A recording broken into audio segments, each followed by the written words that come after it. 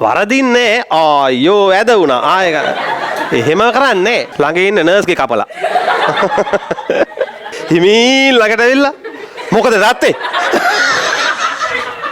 ඇතුළටම ගිහින් චයිල්ඩිෂ් වැඩ කරන්නේ බය කර බය වුණා රෝගියා මැරෙනවා එතකොට සමහරවිට ජෙනරල් ඇනස්තීසියා වලටම එයාම යනවා වෙන්න පුළුවන් හරි බාන්න දේශපාලකයෙක්ගේ කෝණින් කියන්නේ කො මේ දේශපාලන සංවාද කො හා සැත් වැනි ද්‍රව්‍ය සැත් වැනි ද්‍රව්‍ය කියන්නේ මේ ස්කැල්පල් කියලා එකක් තියෙන්නේ මේ පිහියක් වගේ බ්ලේඩ් එකක් වගේ එකක් ඒ බ්ලේඩ් එක මිටකට හයි කරගන්න පුළුවන් දැකලා තියෙනවද මෙන්න මෙහෙම මිටක් තියෙනවා ඔන්න ඔහම මේ මිටේ මෙන්න මේ කෙලවරට බ්ලේඩ් එකක් හයි කරගන්න පුළුවන් මෙන්න මෙහෙ මේ බ්ලේඩ් එක තියෙන්නේ හයි කළාම එයා තියුණු මුණතක් තියෙනවා ඕක මෙන්න මේ වගේ අල්ලගන්නේ සර්ජරි වලදී මුණතට මෙන්න මෙහෙම තියලා හරි ගානට මෙන්න දැන් මගේ අත මෙහෙම තියනවා කියමු මේකේ සර්ජරියක් කියමු ඇඳ ගන්නවා ඉරකින් එක්කෝ එක්ස්පර්ට්ස්ලාට මේක අඳින්න ඕනේ ඒගොල්ලෝ දෙකම එක වැඩෙන් කරන්නේ හරි මේව අල්ලලා ගන්නට මෙන්න මෙතනින් පොඩි ප්‍රෙෂර් එකක් තියලා අදිනවා හරිද වෙන්නේ කිඹුල කටහැරිය වගේ මේක මෙහෙම ඇරෙනවා වරදින්නේ ආයෝ ඇද වුණා ආයෙ එහෙම කරන්නේ අපේ තමයි ඉරක් ගහන්න හරි අමාරුයිනේ අපේ අයට අඩි රූල නැතුව මකණයක් දෙන්න කිය ඉවරටම ඉවරයි ඉතින් ඒක මාර මේ හැම දොස්තර කෙනෙකුට මේකයි අර මේ ශල්‍ය වෛද්‍ය පාඨමාලාව පාස් වෙන්න බැරි ඒක හැමෝටම බෑ මේක මේ hands on experience ඊළඟට අත්වැඩ ඒවා තියෙන්න ඕන ඒකට හැම බුද්ධියම තිබ්බා කියලා වැඩක් නැහැ එහෙම බෑ ඒක වෙනම ක්ෂේත්‍රයක් ඒක යා ප්‍රැක්ටිකල් තමයි එතන පාවිච්චි කරන්නේ ඉතින් මේ දැන් සමහර උන් වේවුලනවා ළඟ ඉන්න නර්ස්ගේ කපලා වහාම යවනවා ඔව් මෙහෙම වේවුලනවනේ සමහර අය ආයෙ කෙල්ල අරිනවා ඉවරයි දැන් මොලේ සැත්කමක් කියලා හිතන්නකො මාරයි නේද ඒක මට හිතනවා මට බැරි වෙයි කියලා නේ දැන් අපි දැන් කොහොමත් අපි වෙට් සර්ජන්ලා අපි කොහොමත් ශල්‍ය වෛද්‍යවරු පශු වෛද්‍ය අය එළියට එන්නේ දන්ත වෛද්‍ය එළියට එන්නේ සර්ජන්ලා විදියට සර්ජන් කියන්නේ එකක් ડોක්ටර් කියන්නේ තව එකක් ડોක්ටර් කියන එකට තව එකක් එකතු වෙලා තමයි සර්ජන් වෙන්නේ ශල්‍ය වෛද්‍ය අපිට සැත්කම් කිරීමේ අයිතිය තියෙන සත්තුන්ගේ මිනිහෙක් කපලා ගෙදර ඉන්නකොට මිනිහෙක් අල්ලගෙන කපලා එහෙම නැත්නම් ගෙදර ඉන්න බල්ලා කැපුවට ගමන්නේ මිනිහෙක් කපන්න බෑ හරිද එහෙම එකක් තියෙනවා ඉතින් මේ අනේ මන්දනේ දැන් අර අච්චර බාර දූර සැත්කමක් අනේ මන්දනේ මට නම් පුද්ගලිකව බෑ මට ෂුවර් පිට වග කොහේ හරි හුචස් ගාලා යනවා ආයි දෙකන්නේ ඊටාම සූක්ෂම විය යුතුයි අනිත් එක කතා කරන්නේ සැත්කමක් අතරතුර හයියෙන් කෑ ගහලා කතා කරන්නේ ඇයි හදිසියේ කරන කෙනා බය වුණා දැන් එහෙමනේ අපි කතා කරන්නේ හිමින් ළඟට ඇවිල්ලා මොකද තාත්තේ ඇතුළටම ගිහින් එහෙම ආතල් දෙන්නේ පොඩි නිකන් චයිල්ඩිෂ් වැඩ කරන්නේ බය කර බය වුණා රෝගියා මැරෙනවා එහෙම පුතා සර්ජරි රූම් එකේ ගොන් හදලා ගන්නෑ අනිත් එක තමයි ග්ලව්ස් දාලා අත පාත්‍ර දාගෙන ඉන්නේ. අපේ ප්‍රොෆෙසර් කෙනෙක් අපේ නම් ඒ ප්‍රොෆෙසර්ස්ලා හරි ඒවා නීට් එකට බැලුවා කෙලින්ම එළියට යවනවා. දැන් කවුරු අපේ උන්ට නිකන් ඉන්නේ නැති අමතක කරනවා. දැන් මෙහෙම අත උඩට තියාගෙන ඉන්න ඕන.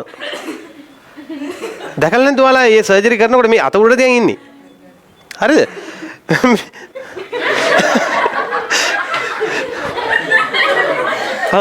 ඒවා බෑ. ඒ ගොනා පාට් බෑ ඉතින් ඒක ඇතුලේ. ඒක හෙන්න බාර දුර වැඩක් ඉතින්. හරිද? මේ අනිත් එක දැන් මේ ස්කැල්පල් එක එහෙම දැන් අරගෙන අර බ්ලේඩ් එක අයින් කරලා මේකේ හයි කරනවා ග්ලව් එකෙන්. හරිද? මේක හයි කරන්නේ අර මේ ඒ කවර් එක අල්ලගෙන කවර් එක ගලවලා ආපහු මේක හැඩ හදන්නේ. තේරෙනවද? එතකොට ඒ අර මේකේ ආපහු අර මේ ජීවාණුහරණ හරිත කොටසේ අපි ගයව වෙනවා ඒක. තේරෙනවද? අන්න ඒ වගේ. ඒක ලොකු බාහිර දුර වැඩක්. ඒකෙදි එච්චර එහෙමත් කෙනෙකුට තමයි පුළුවන්. හා කොහොමත් ඔන්න එනම් මතක තියාගන්න ඔය සැත් කියලා කියන්නේ ඒක. හරි? දත් ගලවන්න ගිහින් දෙනවද ඒක පාරක් හරි? ඒ වල ඉතින් කොච්චර කරනවද සර්? දත් ඇත්තම දත් ගලවන්න ගිහිල්ලා තියෙනවා නම් කොයි වෙලාවක හරි ඩෙන්ටල් එකකට දුම් දදා ගේන්නේ අර ඒක දැක්කාම ඇති.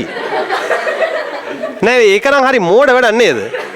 ඒ කියන්නේ දැන් මේක දැක්කාම මේකට කැමති හිතෙන්නේ බෑ. යකෝ දැන් දතක් ගලවන්න එන්නෙත් බයෙන්. එතකොට මෙන්න අර කොටු ගොඩක් ගේනවා. දුම් දාගෙන අපායෙන් ගේනවා වගේ. ඉතින් ඒතකොට ඇත්තටම මේ හිතෙන්නේ නැහැ තමයි කරන්න. නමුත් සාමාන්‍ය සර්ජරියක් කරනකොට අපි හිතමු දැන් කෙනෙක්ගේ අතක් පයක් කපලා මොන හරි දෙයක් කරනවා. එතකොට ඉතින් සම්පූර්ණ මේ මනුස්සයා සිහිවට්ටනවා. එහෙමත් නිර්භීත කෙනෙකුට පුළුවන් ලෝකල් ඇනස්තීසියා මේ පැත්තක් ගෙනියන්න. ඒ කියන්නේ Tamanට මේ පොඩි කොහේ හරි වෙනම තැනකට කියන්නේ අපි හිතන්න දැන් ඔන්න අතේ විතරක් නම් තියෙන සර්ජරිය. එයා ජෙනරල් ඇනස්තීසියා වලට යන්නේ නැතුව ඒ කියන්නේ මුළු ඇඟම සිහි නැති කරන්නේ නැතුව ලෝකලි පැත්තක් විතරයි. ඒතර එයාට දැන් හොඳට පේනවා මේක කපනවා කොටනවා කට්ටියම දාගෙන. ඕනනම් ඒක එයාගේ රිසි විදිහට කරන්න පුළුවන්. හරි මම හොඳට බලන් හිටියේ ඒක. එතකොට සමහරවිට යා ජෙනරල් ඇනස්තීසියා වලටම එයාම යනවා වෙන්න පුළුවන්. හරි? රයිට්. පළවෙනි එක. අංක 1 විවෘත දැල්ල. හරි. දැන් මට කියන්න මං අහනවා ඔයාලගෙන් ප්‍රශ්නයක්. දැන් ඔන්න කොවිඩ් IDH රෝහල. හරි? දැන් ඕකේ ඉන්නේ උන්ගේ සෙමයි හොටුයි අර කාරලා එන කැහි හරිද ඔක්කොම මල ජරහන්ත ටික අර සමහර මේ මොනවද මේ ගෝස් රෙදි වල එහෙම තියෙනවා. ඕන ඒවත් එකතු වෙනවා. දැන් මේ අකුණ්ඩ දෙන ඉන්ජෙක්ෂන් ඔක්කොම කටු වෙන සෙට් එකක් එකතු වෙනවා. ඒවත් තියෙනවා. කොහෙටද මේ මගුල් දාන්නේ? දැන් ඔන්න අර IDH රෝහලෙන් එළියට දාන අපද්‍රව්‍ය වලට මොකද කරන්නේ? හා බලන්න දේශපාලකයෙක්ගේ කෝණින් කියන්නේ. කන්ටේනර් එක පිටින් ගෙදර ගෙනියනවා. දැන් මට කියන්න කොහාටද දාන්නේ? පුච්චුවොත් පිච්චෙයිද ඔක්කොම? අර කටු ඉතිරි වෙනවා. කො මේ දේශපාලන සංවාද කෝ ඩංගකට දාමු හිමිට ෂේප් එක කියලා. කෑල්ල දැන් තේරෙනවද ප්‍රශ්නේ? රට හරිනවා. කොහේ හරි. මොකද කරන්න තියෙන්නේ? කරන ක්‍රමය තමයි ඔය. මොකද ක්‍රමය හයියෙන් කියන්නේ? ආයේ දෙනවා තාපයක් ළමයි කෙලිම මේක දානවා නිකන් කෝවක වගේ එකක. ඒවා ලොකු උඳුන්. හරිද? ලොකු යකඩ බිත්ති තියෙන ලොකු උඳුන්. ඇතුළට දාන ඔක්කොම. අර ගෝස් කැලිය ඇස්සේ මිනිහෙක්. එහෙම නැතුව මේ හොඳට ටෙස්ට් කරලා දාන්න ඕනේ. වැදගත් ඒවා දාලා ආයේ. ඔක්කොම අවසන් ගමන් යනවා හොඳේ. මේ දාන්නේ අන්තිම දැමිල්ල. හොඳට මතක තියාගන්න. දාන්නේ අන්තිම දැමිල්ල. මේ ඒ ටික දාලා දොර වැහුවා. ඇතුළට යනවා ලොකු දැන් මේ දැල්ලක්. ඒ කියන්නේ මේ හතර අතින් ගිනි දැල් එන්නේ. හරි? හොඳට ගන්න. එහෙම ආවා. පිච්චෙන එක සම්පූර්ණයෙන්ම අවසානයේ මොනව ඉතිරි වෙන්නද? සම්පූර්ණයෙන් අලු. ආයේ දැන් හිතන්නකෝ දැන් අපි දැම්ම කියලා ඉන්ජෙක්ෂන් කට්ටක් ඒ කට්ට ඉතිරි වෙන්නේ අලුම තමයි යා. අන්න භස්මීකරණය. සියල්ල දැවි අලු වෙනවා ශුද්ධ ජීවික ඉතිරි වෙයිද? හරි ඌ ඉවරයි හරි. ආන්නක තමයි භස්මීකරණය කියලා කියන්නේ. එහෙනම් ඔන්න භස්මීකරණය කියන නමවත් වෙන මොකොත් ජීවාණුහරණය කරන්නේ. දැන් මේ ක්‍රමයට මම මොකද කිව්වේ? දාන ඔක්කොගෙම මොනවද අන්තිමට එන්නේ? අලු. අපි අනේ ඒ ගාර් ප්ලේට් එකක් යවලා මේ ආයෙ ගන්න. ගන්න බෑ හොඳේ. ඒ ගාර් එකක් යවලා එන්නේ ප්‍රැක්ටිකල් එක ගන්න කියලා. තිබ්බ දනකතෝ නම් ඉන්නේ. හරි. යා රයිට් ලියන්න ජීවාණුහරණය කරන ලබන ද්‍රව්‍ය